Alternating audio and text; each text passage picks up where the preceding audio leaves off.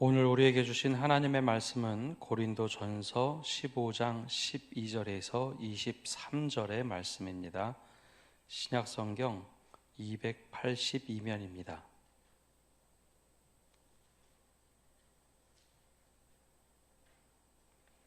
이제 하나님의 말씀을 봉독합니다. 그리스도께서 죽은 자 가운데서 다시 살아나셨다 전파되었거늘 너희 중에서 어떤 사람들은 어찌하여 죽은 자 가운데서 부활이 없다 하느냐? 만일 죽은 자의 부활이 없으면 그리스도도 다시 살아나지 못하였으리라. 그리스도께서 만일 다시 살아나지 못하셨으면 우리가 전파하는 것도 헛것이요 또 너희 믿음도 헛것이며 또 우리가 하나님의 거짓 증인으로 발견되리니 우리가 하나님이 그리스도를 다시 살리셨다고 증언하였음이라. 만일 죽은 자가 다시 살아나는 일이 없으면 하나님이 그리스도를 다시 살리지 아니하셨으리라. 만일 죽은 자가 다시 살아나는 일이 없으면 그리스도도 다시 살아나신 일이 없을 터이요 그리스도께서 다시 살아나신 일이 없으면 너희의 믿음도 헛되고 너희가 여전히 죄 가운데 있을 것이요 또한 그리스도 안에서 잠자는 자도 망하였으리니 만일 그리스도 안에서 우리가 바라는 것이 다만 이 세상의 삶뿐이면 모든 사람 가운데 우리가 더욱 불쌍한 자이리라. 그러나 이제 그리스도께서 죽은 자 가운데서 다시 살아나사 잠자는 자들의 첫 열매가 되셨도다. 사망이 한 사람으로 말미암았으니 죽은 자의 부활도 한 사람으로 말미암는도다. 아담 안에서 모든 사람이 죽은 것 같이 그리스도 안에서 모든 사람이 삶을 얻으리라. 그러나 각각 자기 차례대로 되리니 먼저 첫 열매인 그리스도요 다음에는 그가 강림하실 때에 그리스도에게 속한 자요. 아멘. 오늘은 부활주일입니다. 예수님이 부활하신 주일. 유대인들은 안식일을 지키지만 저희는 안식 후 첫날 주님이 부활하셨기에 우리는 일요일을 주일이라 부르고 주님의 날이라 부르면서 함께 모여서 예배합니다. 주님이 부활하셨다 이것을 크게 외치면 정말 부활절의 의미를 잘 살리는 것일까? 외침만 있으면 부활의 의미를 제대로 알지 못하는 것일 수 있습니다. 과연 우리에게 부활의 의미가 어떤 것일까요? 초대교회 교인들은 이 부활을 어떻게 이해를 했을까요? 부활의 의미 가장 중요한 것은 우리 신앙의 기초가 되기 때문입니다. 부활이 없으면 우리가 지금 이 자리에서 예배할 수가 없습니다. 요즘에는 자동차 운전을 하면 모두 내비게이션을 씁니다. 이 내비게이션은 그냥 화면을 만들고 기계를 만들고 혹은 휴대폰에 앱이 있으면 내비게이션이 된다고 생각하지만 그 밑에는 아주 탄탄한 물리학 이론과 지구과학 이론이 담겨져 있습니다. 먼저 이 GPS라는 기술을 사용하는데 GPS 기술은 먼저 그림 띄워줘 보시면 인공위성 4대 이상 정도가 있어야 합니다. 저기서 전파를 쏴주는 것을 통해서 우리의 위치를 파악하죠. 저기에는 물리학도 지구과학도 필요합니다. 근데 그림을 그리면 굉장히 단순한데요. 맞아. 저기 이렇게 네 군데서 빛을 받아서 전파를 받아서 내 위치를 파악하면 되지. 근데 여기에는 좀 더 심오한 이론들이 필요합니다. 처음에는 전파만 받으면 되는 줄 알았는데 좀 더 살펴보니 빛이 굴절을 하고 전파가 굴절하더라라는 지구과학 법칙들을 또 물리학 법칙들을 찾아냅니다. 다음 그림을 보면 전파는 똑바로 간다고 생각하지만 늘 굴절돼서 들어오죠. 저것을 계산해서 우리의 위치를 파악합니다. 아까 말씀드린 대로 단순하게 처음에는 이렇게 파악하면 당연히 되겠지. 처음에 그렇게 계산을 해보니 오차가 너무 큰 겁니다. 심지어는 50m, 100m, 1km 밖에 내가 있다고 표시가 되죠. 이게 도대체 무슨 일일까? 여기에 이제부터 아주 뛰어난 학자들이 붙습니다. 지구의 자전 속도가 너무 빠르고 위성의 속도가 너무 빠른 겁니다. 거기다가 전파가 오는 속도도 있습니다. 그러니 저 일에 보정을 했습니다. 그러면 되겠지. 그랬는데도 오차가 큰 겁니다. 그때 우리가 말로만 듣던 그 훌륭한 아인슈타인의 상대성 이론이 등장합니다. 중력이 약해지면 시간이 빨라진다. 이론으로만 생각했지 저게 실생활에 적용되리라고는 생각을 못했는데 저 이론을 가지고 보정을 해보니 지금 우리가 쓰고 있는 이 GPS, 즉 내비게이션이 탄생을 했죠. 사실 우리는 그 이론을 몰라도 됩니다. 근데 적어도 내비게이션을 만드는 사람들은 탄탄한 이 기초 이론에 근거해서 내비게이션을 만들어야 합니다. 나는 물리학이니까 저 지구가 별로 학문 같지도 않아. 무시했다면 절대 내비게이션이 나올 수가 없겠죠. 그냥 단순하게 계산하면 되지. 아인슈타인 그런 사람들의 상대성 이론은 이론만이지 실제는 불가능해 라고 생각하던 1950년대였다면 이건 절대 나오지 않았을 겁니다. 즉 기초되는 가장 밑바닥되는 이론이 있었기 때문에 지금 우리가 이런 기계를 사용할 수 있습니다. 믿음도 그렇습니다.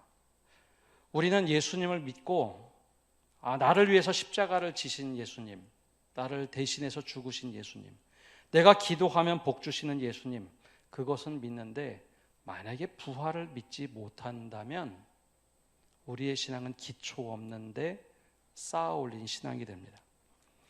왜 부활이 이렇게 중요할까요? 복음서를 자세히 읽다 보면 예수님의 제자들은 예수님이 살아계셨을 때 예수님을 메시아로 믿은 일이 거의 없습니다.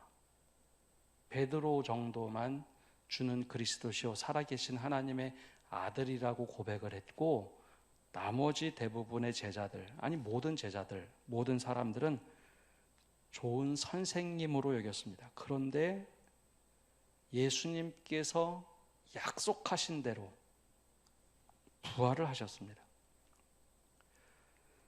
예수님께서 약속하신 대로 부활하시자 그때부터 비로소 믿음이 생기기 시작했습니다. 진짜로 예수님께서 약속하신 대로 부활하셨구나. 그래서 그 은혜를 받고 성령이 임하면서 밖에 나가 전한 것, 너희가 죽였던 예수를 하나님이 살리셨다. 그게 초대교회의 복음이었습니다. 그것을 전하며 다니며 지금 우리가 이 자리에 앉을 수 있도록 복음이 선포가 되었죠. 즉 예수님의 부활로부터 기독교가 생기고 예수님의 부활에 우리 신앙의 근거가 있다는 겁니다. 만약은 성경에 없는데요.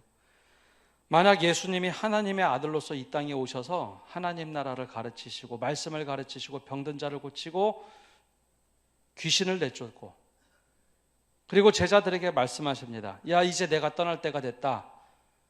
너희는 내가 가르쳐준 대로 그렇게 살아라. 하나님 나라를 이뤄봐라. 나는 여기까지다 하고 십자가 달려 죽고 부활이 없었다면 어떤 일이 일어났을까요? 성경에 나오는 것처럼 제자들은 다 시골로 돌아갔을 겁니다. 고향으로 돌아가고 야, 우리가 메시아인 줄 알았는데 아니었다. 다른 메시아를 기다려야겠다 하고 고향으로 돌아가고 거기서 끝. 그리고 우리는 지금 아마 예수님을 그리스도로 고백하는 것이 아니라 세계 4대 성인 중에 한 명으로 세계사 속에 나왔던 하나님 나라 운동을 하셨던 한 분으로만 기억할 겁니다. 그러나 실패했구나. 제자들도 그렇게 비슷하게 생각했습니다. 함께 다닐 때는 잘 몰랐습니다. 그런데 예수님께서 가르쳐 주시고 약속하신 것, 그 약속하신 대로 예수님이 살아나셨습니다. 그리고 자기들은 처음에 예수님이 죽으셨을 때 실패한 메시아인 줄 알고 다 고향으로 뿔뿔이 흩어져 돌아가고 있을 때 그들이 다른 메시아를 기다린 것이 아니라 안식 후 첫날 주일 우리처럼 다시 모였다는 겁니다. 도망갔던 이들이. 막달라 마리아가 이야기를 합니다. 예수님이 무덤에서 사라지셨다. 그 이야기는 부활하셨다라기보다는 시신이 사라졌다는 이야기입니다. 또 다른 제자들도 이야기합니다. 동굴에 갔더니 진짜 예수님이 사라지셨다. 부활하신 것 같아요. 부활하신 것 같아. 그 이야기 때문에 제자들이 모였습니다. 모인 날도 두려워했죠. 그러나 예수님이 그 자리에 나타나시면서부터 믿음이라는 게 생겼습니다. 예수님은 당신이 직접 말씀하신 그 약속을 지키시는 분이구나. 하나님이 예수님을 통하여 하나님의 아들로서 약속하신 말씀, 가장 믿기 어려웠던 그 부활을 지키시는 분이구나 라는 것을 깨달았습니다. 그러면서부터 그들은 나가서 복음을 전하기 시작합니다. 계속해서 제자들은 예수님의 부활을 믿지 못했습니다. 부활하신 주님을 만나면서부터 예수님이 메시아라고 고백을 하죠. 도마는 첫날 안식 후 첫날 예수님이 제자들에게 나타나셨을 때 그 자리에 없었기 때문에 이야기하죠. 야, 너희들 다 환상을 본 것 같아. 잘못됐구나. 나는 직접 손으로 옆구리를 만져보고 손을 만져봐야지 부활을 믿을 수 있을 것 같아. 그리고 나서 예수님이 그에게 나타나시자 그가 믿기 시작합니다. 믿음은 바로 부활로부터 역사적으로 출발했습니다. 그래서 우리의 믿음이라는 것이 좋은 하나님, 기도 응답하시는 하나님, 그 하나님만 믿고 나를 위해서 십자가에 죽으신 예수님만 믿는다면, 그리고 부활을 믿지 못한다면 반쪽짜리 신앙, 아니 기초가 없는 신앙입니다. 어느 순간에 무너질 수 있습니다. 그래서 다메섹 도상에서 부활하신 예수님을 만났던 바울이 고린도 교회 성도들 중에 부활이 없다 하는 사람들의 이야기를 듣고 오늘 말씀 12절에 이렇게 말을 합니다. 그리스도께서 죽은 자 가운데서 다시 살아나셨다 전파되었거늘 너희 중에서 어떤 사람은 어찌하여 죽은 자 가운데서 부활이 없다 하느냐. 그리스도께서 죽은 자 가운데서 다시 살아나셨다 전파되었거늘, 즉 복음이 여기서부터 출발되었는데 어떻게 부활이 없다 하느냐. 그럼 믿음이 헛거라는 겁니다. 그래서 14절과 15절에 이렇게 말을 합니다. 그리스도께서 만일 다시 살아나지 못하셨으면 우리가 전파하는 것도 헛것이요 또 너희 믿음도 헛것이며 또 우리가 하나님의 거짓 증인으로 발견되리니 우리가 하나님이 그리스도를 다시 살리셨다고 증언하였음이라. 만일 죽은 자가 다시 살아나는 일이 없으면 하나님이 그리스도를 다시 살리지 아니하셨으리라. 우리의 믿음의 가장 기초 뿌리는 부활, 예수님의 부활입니다. 그래서 기독교의 가장 중요한 절기는 부활절입니다. 크리스마스가 아닙니다. 예수님이 탄생하신 것을 워낙 다른 곳에서도 열심히 얘기하니까 그것이 더 중요하다 생각하는데, 우리 신앙의 가장 출발점, 사도들의 가장 큰 출발점은 부활입니다. 이 부활의 신앙을 꼭 가지셔야 됩니다. 주님이 나를 위해서 죽으신 것은 믿어지는데 부활이 믿어지지 않는다면 내 신앙의 기초가 없는 겁니다. 거기서부터 복음이 퍼졌기 때문입니다. 또 다른 부활의 의미는 어떤 것일까요? 예수님은 약속대로 성취하시는 분이다라는 겁니다. 예수님께서 약속하신 말씀 중에 가장 믿기 어려웠던 것, 이거는 천국에만 가야지 될 것 같다라고 했던 말씀들은 사실 굉장히 많습니다. 이 땅에선 믿음대로 그렇게 못 삽니다. 늘 예수님에 대하여 부정적으로 생각했던 것은 일반 사람들이 아니라 제자들입니다. 마가복음 보면 늘 그것 때문에 꾸지람을 듣죠. 그 중에서도 가장 믿기 어려웠던 것은 예수님이 3번 이상 말씀하신 이야기, 내가 이제 고난을 받고 죽임을 당하게 될 것이며 사흘 후에 부활하리라 하였습니다. 현실의 눈으로 볼 때 제자들은 이 이야기를 믿지도 않았고 흘려들었습니다. 불가능한 일. 그래서 십자가 달려 죽으셨을 때 다 뿔뿔이 흩어졌죠. 어느 누구도 믿지 않았습니다. 예수님 십자가형 가운데 여인들만, 예수님의 제자가 적어도 120명이 넘는데 여인들 몇몇만 따라왔고 제자 중에 요한만 그 여인들을 지켰습니다. 안식 후 첫날 무덤에 찾아간 것도 예수님의 시신을 수습하기 위함이지 부활을 기대하지 않았습니다. 그들은 그렇게 끝이라고 생각했죠. 그런데 예수님의 말씀대로 부활하시자 제자들이 모였습니다. 부활을 경험합니다. 거기에 진짜 믿음이 시작됐습니다. 그리고 기억한 것, 깨달은 것, 예수님이 말씀하신 것을 다 이루시는구나. 가장 믿기 힘들었던 부활, 그 부활대로 내가 죽고 사흘 만에 살아나리라. 그 말씀이 눈앞에서 이루어진 겁니다. 제자들이 깨닫죠. 야, 주님이 말씀하신 것은 다 이루어진다. 복음서에 나왔던 제자들은 예수님을 믿었다라고 하는데 그 기적, 표적, 백성들도 기적, 표적을 믿었지 예수님을 메시아로 고백한 사람은 베드로 외에 없습니다. 부활부터 그때 믿음이 시작이 되죠. 그러면 예수님이 가장 강조하시며 가르치셨던 것이 무엇일까요? 너희가 내 이름으로 기도하면 내가 다 들어주고 축복할 거야. 머리가 되지 말고 머리가 되고 꼬리가 되지 말지라.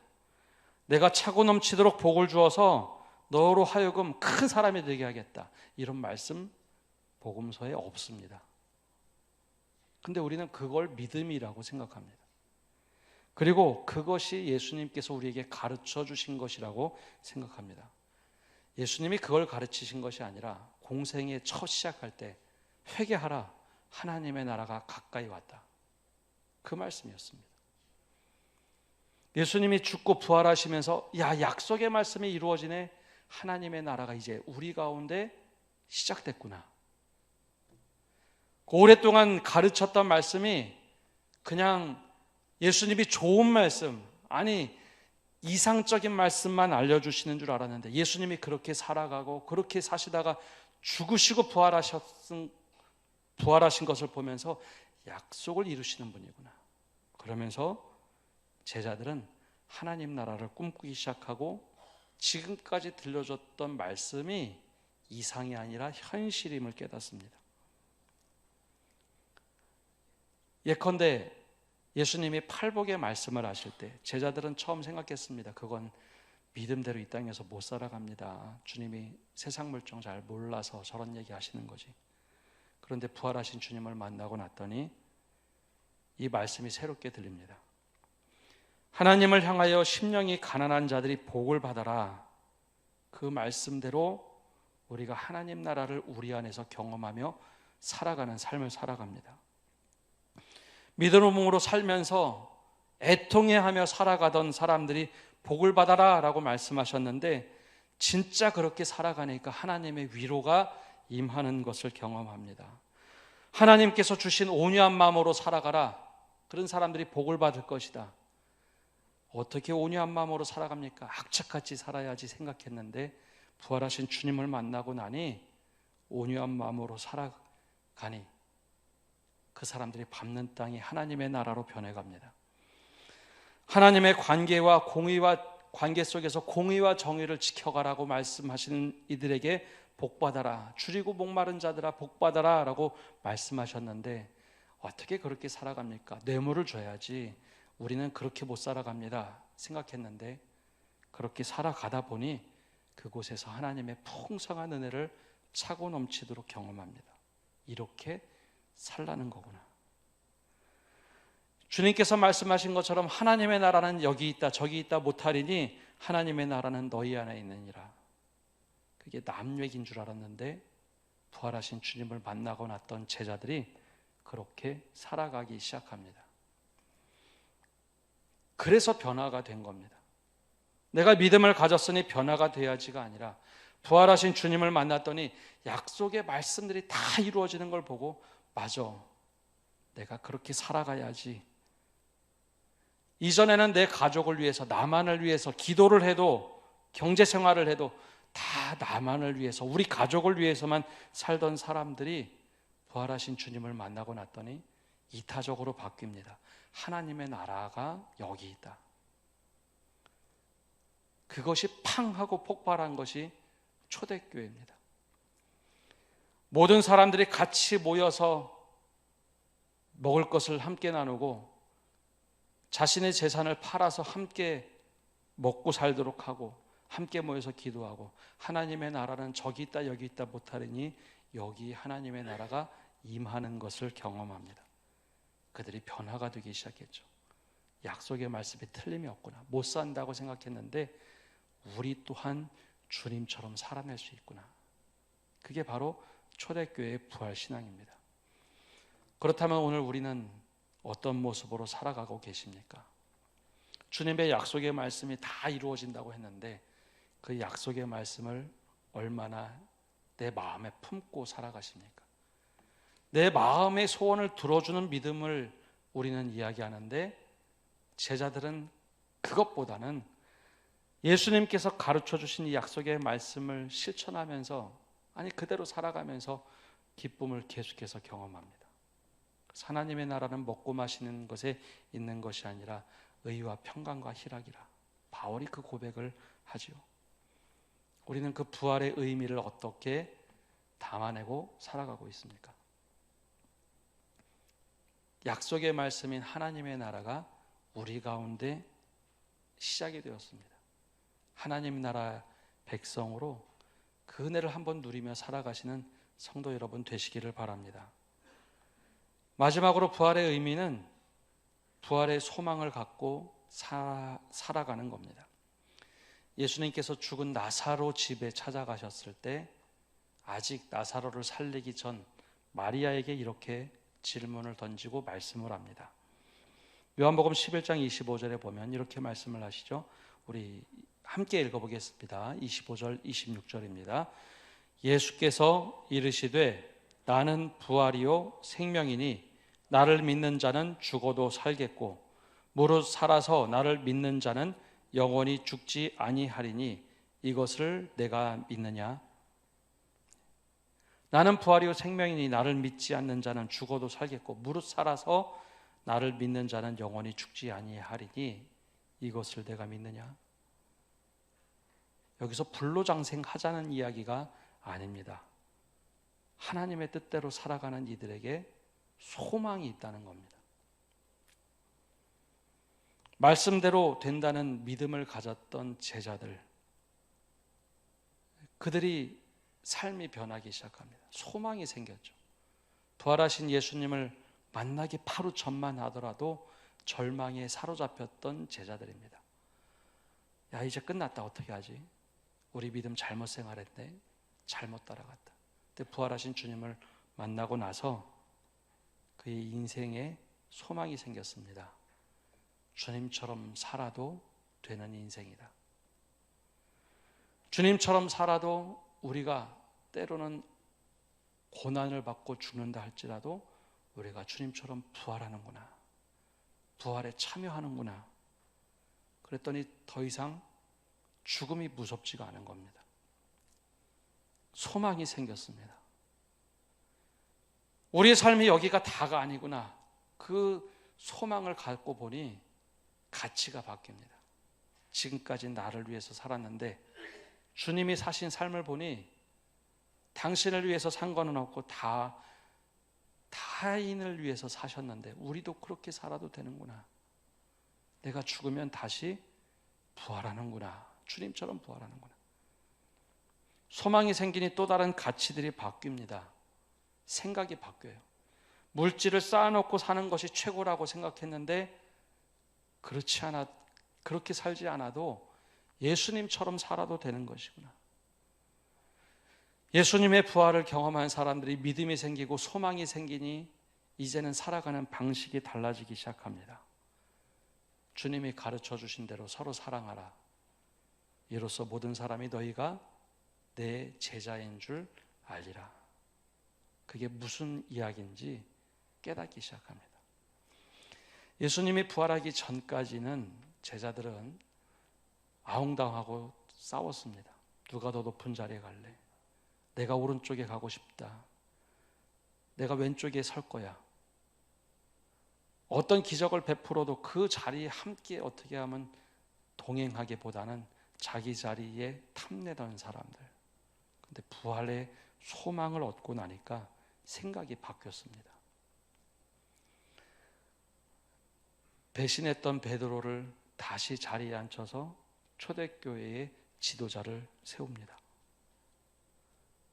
소망이 생겼더니 모든 가치가 바뀌었습니다.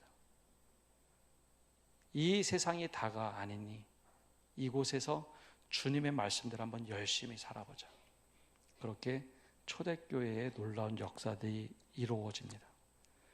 그리고 우리는 2000년 뒤 어느 날 이렇게 모여서 부활주일 예배를 드립니다. 예수님이 부활하셨습니다. 소리를 크게 외치고 예수님이 부활하셨습니다. 그렇게 말로만 하는 것이 진정한 부활의 의미를 살려가는 것이 아닙니다. 부활의 의미는 내 신앙의 기초에 든든히 자리 잡은 것이어야만 합니다. 예수님의 부활의 의미는 약속하신 말씀을 그대로 이루시기에 내가 그 약속의 말씀을 붙잡고 살아내는 겁니다. 그 중에 가장 중요한 것, 예수님이 공생애 중에 처음부터 끝까지 계속 말씀하신 것, 하나님의 나라가 여기 있다 합니다. 믿음 생활하는 것, 세상을 잘 몰라서, 세상이 어떻게 돌아가는지 몰라서 이렇게 살기 힘듭니다 라고 생각했던 제자들, 볼품없던 제자들, 어디 나가서 명함도 못 내밀던 제자들이 부활을 경험하고 약속의 말씀을 믿고 살아내자 그 별 볼 일 없던 사람들이 세상을 뒤집어 엎기 시작합니다. 어떻게 저렇게 살 수 있을까? 그 사람들이 세상을 변화시키고 지금 우리에게까지 복음을 전해줬습니다. 우리는 그러면 부활신앙을 가지고 믿음의 바톤을 어떻게 이어받아 달려갈 수 있을까요? 부활신앙의 의미는 하늘의 소망을 갖고 살아가는 겁니다. 이 땅의 삶이 다가 아니고 이 소망의 가치를 가지고 살아가는 방식을 바꾸는 겁니다.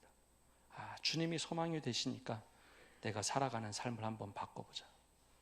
내가 이기적으로 사는 삶에서 이타적으로 살아가는 것, 주님처럼 살아도 주님이 우리를 절대 용인하지 않고 이 세상 무너지는 삶, 실패하는 삶이 아니라 부활의 소망을 갖고 새롭게 태어나는구나. 그 소망을 갖고 살아가는 겁니다. 이 은혜가 우리 모두에게 넘치기를 간절히 축복합니다. 함께 찬양하고 기도하겠습니다.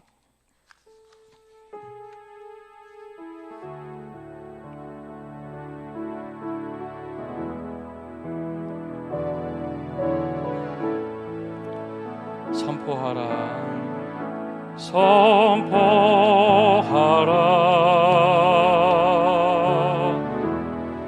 부활하신 영광의 주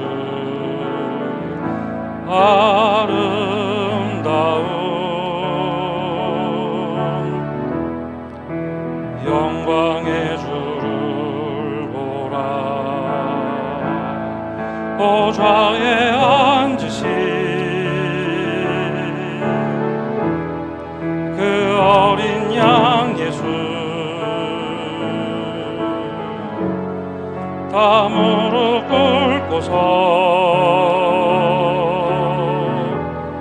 주 경배하리라. 선포하라, 선포하라,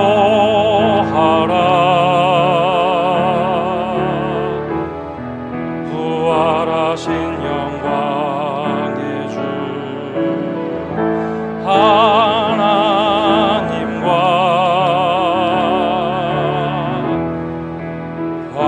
행복하게 하신 주 찬송과 존귀와 영광과 능력은 영원토록 바라주옵소서. 우리 합심해서 기도하며 나가겠습니다. 또 부활주의를 맞이했습니다. 예수님이 부활하셨다 외치는 것만이 부활의 기쁨을 누리는 것이 아니라 우리의 믿음을 바로 부활에 기초하게 해달라고 기도합시다. 받는 복만 추구하는 신앙이 아니라 그 흔들리지 않는 부활에 기초한 신앙, 흔들리지 않는 믿음을 갖게 해달라고 기도합시다. 두 번째 기도 제목은 주님이 우리에게 알려주신 약속하신 말씀이 모두 이루어짐을 기대하며 기도합시다. 하나님의 나라가 임한다고, 하나님의 나라가 시작됐다고 말씀하셨는데 여전히 하나님의 나라는 먼 나라가 아니라 지금 우리 삶에 이루어지는 나라가 되게 해달라고, 그 삶을 살아가게 해달라고 기도합시다. 마지막으로 우리가 소망을 꿈꾸며 살아가게 해달라고 기도합시다. 하나님, 그 소망 때문에 내가 살아가는 모든 가치를 변화시켜 주시옵소서. 내가 가치 있다고 생각한 것이 아니라 하나님께서 가치 있는 삶을 말씀하실 때 소망을 가지고 그 가치 있는 삶을 살아가도록 합심해서 기도하겠습니다. 하나님 아버지, 이 시간 기도하며 나갑니다. 하나님, 우리에게 은혜를 허락하여 주시옵소서. 정말 다른 기대하는 믿음이 아니라 주님이 원하신 그 약속의 말씀대로 이루어지는 그 부활의 소망을 갖고 살아가게 하여 주시옵소서.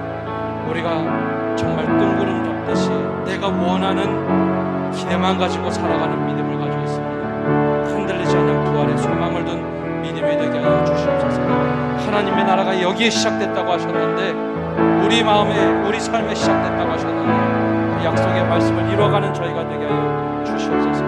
예수님이 부활하지 않은 것 같이 어리석은 제자들처럼 살아가는 것이 아니라 부활하신 그 모습을 보고 사도들과 같이 살아가게 하시고 변화된 삶을 살아가게 하시고 부활의 소망을 갖고 살아가서 우리가 바라보는 모든 가치들이 바뀌게 하여 주시옵소서.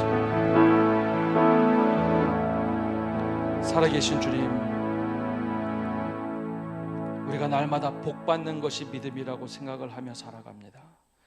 우리에게 은혜 주시는 것이 복이라고 생각하고 그것을 믿음으로만 생각하며 살아갑니다.